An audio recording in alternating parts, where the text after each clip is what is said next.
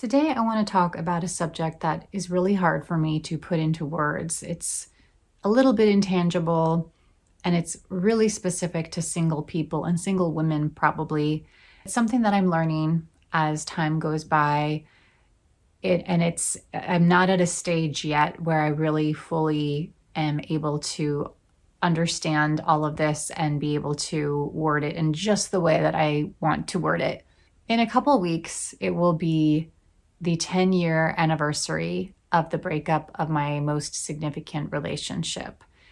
And it's not something that I think about or mark time with. I just happened to think of that, to realize that this November, it will have been 10 years. And in those 10 years, I have never again had a significant relationship. I would consider myself to have been single this entire time. Even though I have dated, I definitely have never met anybody who treated me like a partner, and I've never been in a partnership since then. And to be honest, I wouldn't even call that last relationship a partnership either, but that's another story for another day. So over the years, it's been a really interesting trajectory this past decade to look back and see how I dealt with the breakup, how I learned to make it on my own, how I learned to see myself in different ways, particularly as a single woman. And I think part of the reason that this was so complex is that I was 38 when he left. And I think many women hit this age of 38 and have some kind of similar reckoning where our life just falls apart and we're starting over and trying to figure things out.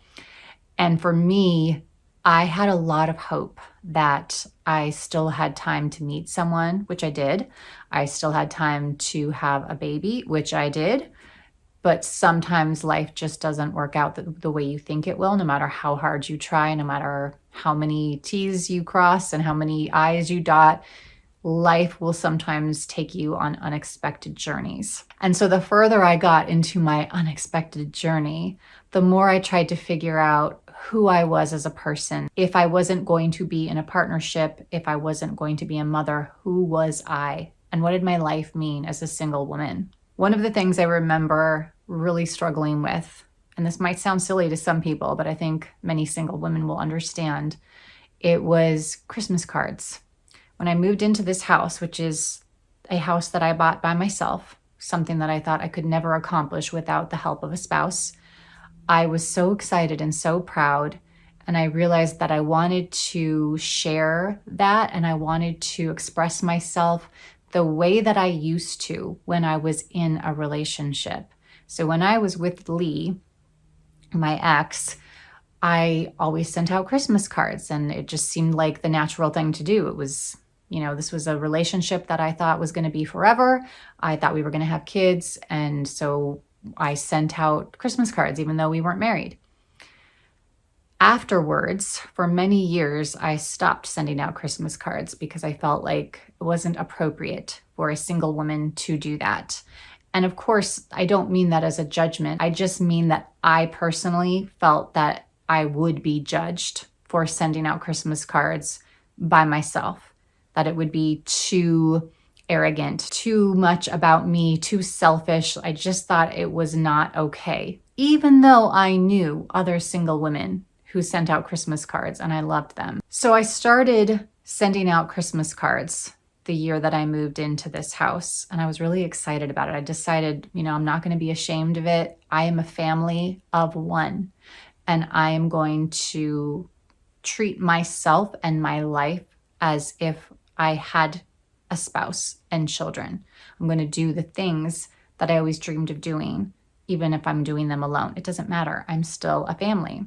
And that was really an important gateway, an important milestone for me to envision myself in this way as a family of one and to start doing things that made me feel good. Because again, previous to that, in the years after Lee left and before I moved into this house, I didn't really celebrate the holidays except to go to other people's houses to celebrate with them.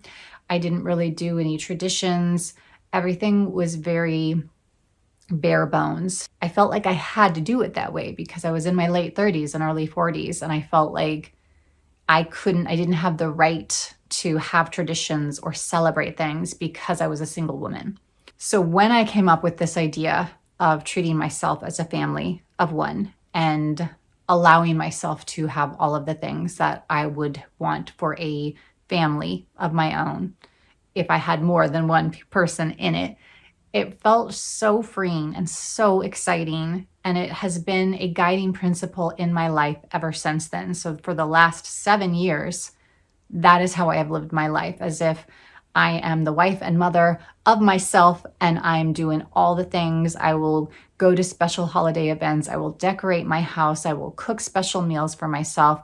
All of that to me is very important, even if it's just for me. Now, this year has been a little bit challenging because my father passed away over the summer. And as we are going into this season that's filled with holidays and traditions that I used to love, I've really been struggling with how to deal with that. I'm not super sure how I even want to. I don't know what celebrations should look like. It's a lot. There's a lot of complications, and there are other complications going on behind the scenes that I'm not going to share here that add to this confusion for me and uncertainty of how I should conduct myself over the next few months. My initial instinct was to do all of the things, to do the decorations, to do all the holiday outings, to be as gung-ho about the season, especially October, which is my favorite month, and Halloween, my favorite holiday.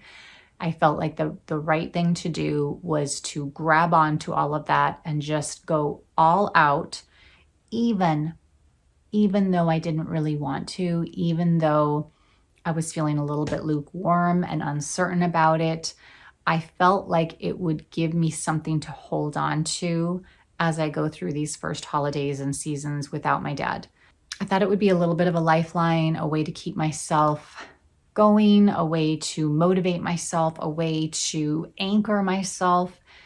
It just felt like the right thing to do.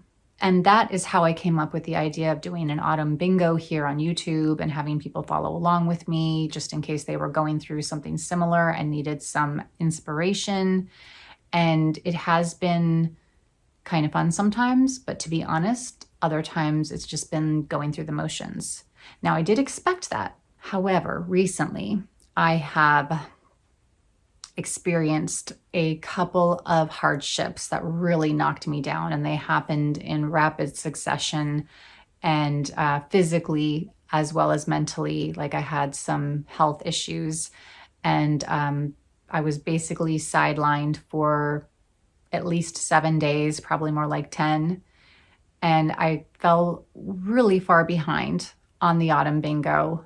And it also made me look around and just feel like questioning why I'm doing this at all. Like, is this a dumb idea? Like, was this not the right thing for me to do? Because I'm a little bit tired and I don't want to feel pressured. As I started thinking about this more and more, I began envisioning what it might have looked like if I had decided to spend October not doing anything unless it organically came up for me, which, like decorating, for instance, probably would have been something that would have come up for me. But in general, I probably would have skipped out on a lot of things. And I thought about that and what it might look like. What it might look like, for instance, if the most significant event of this month was simply observing the changing of the leaves. What if that's all that I really did? Now, a part of me immediately objected to that because I felt like it was in direct opposition to this philosophy that I have of celebrating yourself as a family of one. And again, this is such an important practice for me. It has been a true lifeline for me as a single woman and someone who really wanted to have children. It has been so important to me to make sure that I go through the holiday rituals and traditions and to continue to do that, to kind of validate that I deserve to take up space in this world, that I deserve to have those same enjoyments as a single woman, even though I don't have a spouse or children. And it has been really, really a really beautiful practice for me, and I love it. And in general, I want to keep practicing it.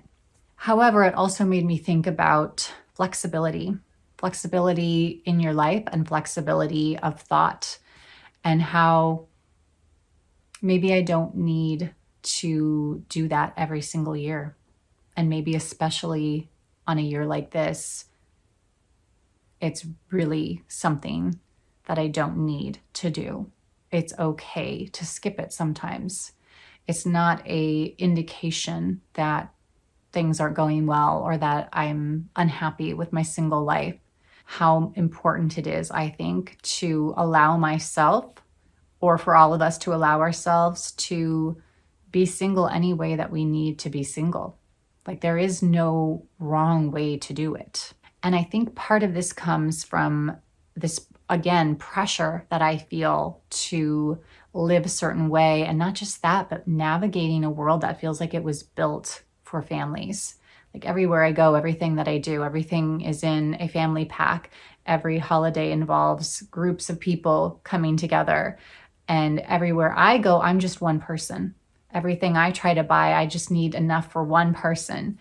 And it is really, really hard. I think that I have adopted a family mindset all these years because I come from a big family, and I have in my family now even bigger families than the one I grew up in. And I'm used to living like that. I'm used to, like, if we have a holiday, I'm used to having to bring something that will feed like 20 people, you know? When I was a teenager, I learned how to cook meals that would be enough for 6 people. As a single woman, it took me years to stop doubling recipes. It was just an automatic, reflexive move on my part. Every time I would get a recipe card out and just double it, because that's how I grew up. That's what we needed to do in our family. And sometimes that's something that I want to do so that I can make enough and put it in the freezer for later. But in general, I have been trying to challenge myself to make less, sometimes even to the point where I cut a recipe in half. And it took me so long to get to that point, so long. And even now, I still look at the way that I live my life, and in some ways, it's like I physically have enough stuff to sustain a family. I physically create things, rituals, practices, traditions that are enough, big enough to engage a family in them. And it's just me. I literally have 16 dishes in my cabinet. Some of you have commented on this. Yes, I have 16 dishes. It was a little bit of an accident, and I'm not even going to get into that story, but I have 16 dishes. It's really challenging to reprogram myself into a thought pattern that is one person big. And to do that in a way that accommodates the different stages of my life, the different emotional experiences, the different things that I'm going through. Every year is going to be different. And of course, we want to hold on to our traditions. That's something that is supposed to happen every time. Like, by definition, we're supposed to pull out those traditions every single year. And I'm trying to challenge myself with the idea that maybe it doesn't have to be that way. Maybe I can have a year where I don't do anything for Halloween or Christmas or whatever. I wrote an essay about this recently. I'm going to share one of the details from that essay here. So those Christmas cards, it took me years to get to the point where I was challenging my thinking enough to actually send them as a single woman, right? So what happened with the Christmas cards? A few years later, I stopped sending them. There's a lot of reasons behind this, and I won't get into them all, but one of them was just that it was an enormous amount of work, and I didn't feel that it was fulfilling in proportion to the amount of work that I was putting into them. And so I stopped. And it took a long time to allow myself to just say, you know what, I'm done. Because there was a part of me that felt like it was a failure to stop sending them, because I'm supposed to be living my life as a family of one, and don't families send out Christmas cards? So I finally gave myself permission to stop sending out the Christmas cards, and it was a huge burden off my shoulders. I think that I'm still going to try to finish some of the autumn bingo board, just because once I get started with something, it's really, really hard for me to quit. And I do enjoy it. Like, I really do. There's parts of it that I really, truly enjoy. So I don't want to let go of that part. But I think that I'm going to hold Thanksgiving and Christmas much, much more lightly this year than I did with October. I think I'm just gonna see what happens. I'll probably decorate my house, but I think that I'm gonna keep things significantly more low-key than I normally would, and radically more low-key than I did with October/Halloween. So basically, what I want to say is, for all the single women out there, we can do whatever we want. It's just funny to me that I sometimes have a hard time remembering that. Once I think I figured something out that makes me feel good about my life, I tend to get very stuck there and feel like that's the way I have to do it. And in reality, it doesn't matter. The only thing that matters is what makes us feel good now, this week, this month, this year. And then we can do that. And guess what? We have the luxury of doing that. So I'm going to just kind of chill a little bit on the autumn bingo. Definitely going to keep going with it, but I'm going to take it down a notch and see where I end up without any pressure. I was going to try to finish everything before Halloween. I'm definitely not going to do that. Like, I'm just going to see how far it gets through November and like maybe mid-November. And then once we get there, whatever I haven't done, no big thing. And no matter what, I decided I'm going to reward myself. I was going to do rewards for myself if I get, an actual bingo, or better yet, if I get a blackout. And this time I'm like, I don't care. I don't care if I get a single bingo. I am going to reward myself either way, because I deserve it, because this is hard, and getting through the first year without a loved one is hard. So that's where we're at. All right, single ladies, go do whatever you want. Celebrate the holidays. Don't celebrate the holidays. Who cares? It's your life. All right, thank you so much for watching. Don't forget to like and subscribe, and I'll see you next time.